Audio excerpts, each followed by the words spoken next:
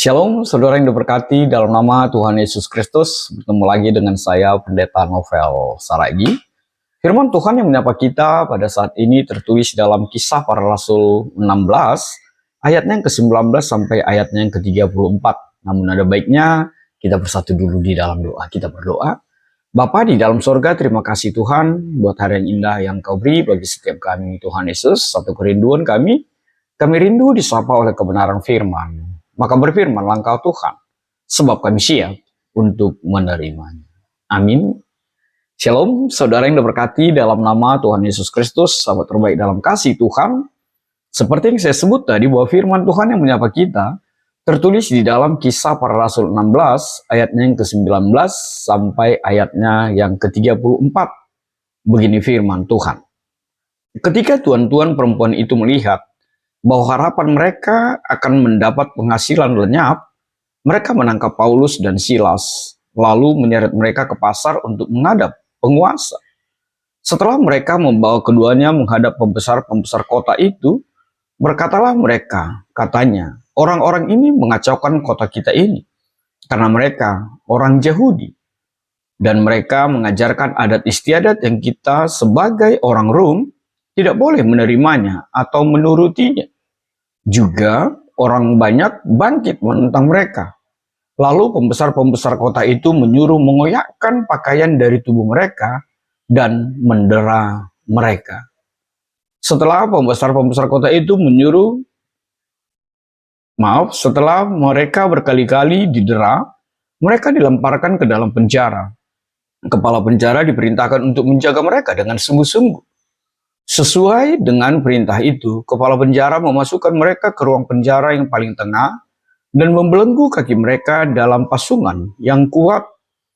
Tetapi kira-kira tengah malam Paulus dan Silas berdoa dan menyanyikan puji-pujian kepada Allah, dan orang-orang hukuman lain mendengarkan mereka. Akan tetapi terjadilah gempa bumi yang hebat, sehingga sendi-sendi penjara itu goyah, dan seketika itu juga terbukalah semua pintu, dan terlepaslah belenggu mereka. Ketika kepala penjara itu terjaga dari tidurnya dan melihat pintu-pintu penjara terbuka, ia menghunus pedangnya hendak membunuh diri, karena ia menyangka bahwa orang-orang hukuman itu telah melarikan diri. Tetapi Paulus berseru dengan suara nyaring, katanya, "Jangan celakakan dirimu, sebab kami semuanya masih ada di sini." Kepala penjara itu menyuruh membawa suluh, lalu berlari masuk dengan gemetar. Tersungkurlah ia di depan Paulus dan Silas. Ia mengantar mereka keluar sambil berkata, "Tuhan, Tuhan, apakah yang harus aku perbuat supaya aku selamat?" Jawab mereka, "Percayalah kepada Tuhan Yesus Kristus, dan engkau akan selamat, engkau dan seisi rumahmu." Lalu mereka memberitakan firman Tuhan kepadanya dan kepada semua orang yang ada di rumahnya. Pada jam itu juga kepala penjara itu membawa mereka dan membasuh bilur mereka. Seketika itu juga ia dan keluarganya memberi diri dibaptis. Lalu ia membawa mereka ke rumahnya dan menghidangkan makanan kepada mereka. Dan ia sangat bergembira bahwa ia dan seisi rumahnya telah menjadi percaya kepada Allah. Demikian firman Tuhan. Saudara yang diberkati dalam nama Tuhan Yesus Kristus, sahabat terbaik dalam kasih Tuhan, memang sering sekali kebaikan yang kita lakukan, sering sekali sesuatu perbuatan baik atau kabar baik yang kita hadirkan juga menjadi sesuatu yang tidak mengenakan bagi orang lain di luar sana. Ada yang merasa terganggu, ada yang merasa tersinggung, dan sejatinya memang perbuatan baik, kabar baik itu tidak otomatis menyenangkan semua orang. Dan memang tidak mungkin juga kita berusaha untuk menyenangkan semua orang. Sebab setiap orang punya pemikiran sendiri, satu dan yang lainnya. Bukankah itu juga yang terjadi di dalam perjalanan pekabaran Injil yang dilakukan oleh Paulus dan Silas ketika mereka berada di kota Rom? Lihat apa yang dikatakan oleh ayat yang ke-19 itu. Ketika tuan-tuan perempuan itu melihat bahwa harapan mereka akan mendapat penghasilan lenyap, ada yang terganggu cari makan gitu kira-kira ya. Dan mungkin juga itu yang terjadi di tengah-tengah perjalanan negara ini. Ada orang yang terganggu gitu ya, ketika lumbungnya, ketika makanannya, ketika mata pencarian yang selama ini dengan segala cara dia lakukan, lalu ada suara-suara kebenaran, tindakan kebenaran, tersinggung, lalu mencoba untuk ya dengan segala cara untuk membumi hanguskan orang yang melakukan kebaikan itu. Saudara yang berkati dalam kasih Tuhan Yesus Kristus, kita tahu bahwa penulis kitab ini adalah Lukas, di mana Lukas kita tahu adalah seorang dokter, dan dia menuliskan ini sebagai bagian dari rekan seperjalanan Paulus dalam memberitakan misi pemberitaan Injil. Dan ketika kita sampai kepada latar belakang dan konteks historis dari situasi ini, tidak lain adalah seperti yang saya sebut tadi, bahwa ini adalah bagian perjalanan misi Paulus. Dan kisah ini terjadi dalam konteks misi Paulus yang kedua, yang dimulai sekitar tahun 49 Masehi. Dan dalam perjalanan ini, Paulus dan Silas berkeliling memberitakan Injil di wilayah Asia Kecil dan Eropa. Dan mereka sampai di Filipi yang terletak di wilayah Makedonia, yang sekarang disebut dengan Yunani.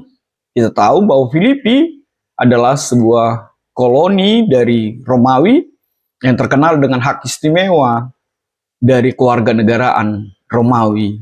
Dan kota ini memiliki populasi campuran dengan banyak orang Romawi yang mendominasi, tetapi juga orang-orang Yahudi. Dan kita tahu di sana meskipun sinagoge tidak ada di kota itu, tapi orang Yahudi masih juga ada yang mencoba untuk berada di dalam kebenaran firman Tuhan. Kita melihat bahwa dalam situasi ini ada budak perempuan yang dirasuki roh. Dan di dalam kisah 16 ayat 16 sampai ayat 18, Paulus bertemu dengan budak perempuan itu dan memiliki roh ramalan, roh tuannya. Namun roh itu kita tahu bahwa roh itu adalah roh jahat yang membuat sesuatu penipuan dan segalanya yang diperintahkan atau dikendalikan oleh tuan-tuannya. Tapi ternyata Paulus dan Silas bisa menekuknya. Paulus dan Silas akhirnya membuatnya menurut dengan Paulus dan meninggalkan tuannya. Saudaraku di dalam kasih Tuhan Yesus Kristus, apa yang bisa kita petik menjadi penegasan nats dari perikop kita saat ini? Penegasan nats yang pertama, bahwa kuasa Tuhan atas keadaan dan kesulitan. Kita melihat bagaimana kuasa Tuhan bekerja dan dalam setiap keadaan. Yang kedua, yang mau ditegaskan adalah kekuatan doa dan pujian. Kita melihat bagaimana Paulus dan Silas bernyanyi, berdoa, memuji Tuhan. Yang ketiga, penyelamatan dan pertobatan melalui Kristus. Itu dipertegas ketika kita melihat bagaimana penjaga penjara yang hampir bunuh diri itu menyaksikan keajaiban itu, akhirnya diselamatkan dan bertobat dan ikut Tuhan Yesus. Lalu apa yang kelima? Yang keempat, kekuatan Injil mengubahkan kehidupan. Lihatlah penjaga penjara itu, akhirnya Injil itu mengubahkan kehidupannya, bahkan seisi keluarganya. Lalu apa yang kelima? Pentingnya iman yang teguh dalam menghadapi penganiayaan. Dan itu dilakoni oleh Paulus dan Silas. Lalu apa yang terakhir? Kehadiran Tuhan itu nyata di dalam setiap penganiayaan, di dalam setiap pergumulan setiap kita. Seperti apa yang dialami oleh Paulus dan Silas. Maka saudaraku, sahabat terbaik dalam kasih Tuhan, apa yang menjadi refleksi bagi kita? Refleksi yang pertama, selalulah berdoa buat orang lain dalam kehidupan kita. Lalu refleksi yang kedua tidak lain adalah tanggapilah ketidakadilan dengan bijak dan selalulah berdoa. Ketika kita diperlakukan tidak adil, Paulus dan Silas tidak membalas dengan kekerasan, tapi mereka lebih lagi berdoa, bijak, dan selalu memberikan kekuatan untuk segala situasi yang mereka alami di dalam satu nama Yesus Kristus Tuhan kita. Lalu apa refleksi yang ketiga? Kekuatan doa bersama dalam menghadapi kesulitan. Ketika kesulitan, ketika tantangan, ketika pergumulan hadir dalam kehidupanmu, tetaplah berdoa, tetaplah bernyanyi dan memuji Tuhan. Lihatlah apa yang dilakukan oleh Paulus dan Silas itu. Mereka bernyanyi, mereka memuji Tuhan. Dan akhirnya doa mereka terjawab dan mereka dibebaskan. Lalu apa yang keempat yang menjadi refleksi bagi setiap kita? Ajaklah orang lain kepada pertobatan. Lihatlah bagaimana Paulus dan Silas bisa mengubahkan, bisa mengajak orang lain untuk berada di dalam pertobatan itu. Lalu apa yang kelima? Berdoalah untuk keadilan dan menghadirkan perlindungan bagi setiap pribadi yang teraniaya. Lalu apa yang keenam? Dapatkanlah kesejahteraan melalui kehadiran Tuhan di dalam setiap doamu.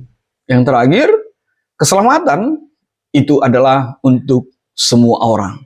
Jadi saudara yang diberkati dalam nama Tuhan Yesus Kristus, benar sekali apa yang dikatakan oleh tema kita. Berdoa untuk kesejahteraan bersama. Bukankah begitu indah kehidupan ini ketika kita mengalami kesejahteraan itu secara bersama-sama? Jangan bangga, jangan senang, jangan sukacita ketika hanya engkau yang sejahtera. Tapi juga setiap orang di muka bumi ini haruslah mendapatkan kesejahteraan di dalam satu nama, Yesus Kristus Tuhan kita. Amin. Tuhan memberkatimu, kita bersatu dalam doa. Terima kasih Tuhan buat kebenaran firman-Mu, biarlah firman-Mu menjadi kuat kami untuk selalu berdoa untuk setiap kesejahteraan setiap pribadi, siapapun di tengah-tengah kehidupan ini. Dalam kasih-Mu kami berdoa dan ucap syukur. Amin.